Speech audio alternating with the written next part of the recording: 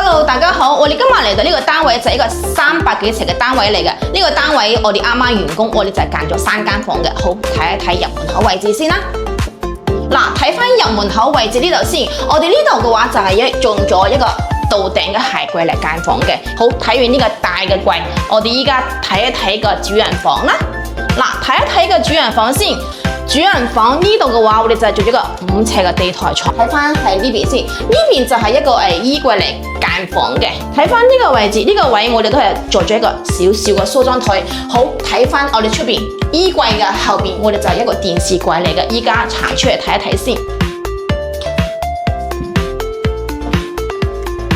好，睇一睇呢個電視櫃啦，咁呢度我哋就係做咗個電視地櫃嘅喎。嗱，睇一睇電視櫃側邊呢個位啦，我哋都係做咗一個圓弧嘅玻璃嘅色櫃嘅。好，睇完個主人房同埋廳啦。好，依家我哋嚟睇一睇個第一間房，咁呢度就係一個外拉門嘅，就比較方便啲。睇一睇房間入邊先。嗱，房間入邊嘅話，我哋就做咗個3尺嘅上下架床，床上邊都係做咗少少嘅薄薄啲嘅吊櫃。睇翻呢個位，呢個位就係做咗一個書台嘅。好，睇完呢間房，我哋睇翻另外一間房啦。好，睇一睇呢間房啦。呢間房嘅話就係做咗一個3尺嘅地台床。睇下床尾位置啦，床尾位置我哋就做咗一個書台嘅，再上邊嘅話都係做咗一個衣櫃。好，睇完2間房啦，我哋依家就係睇廚房。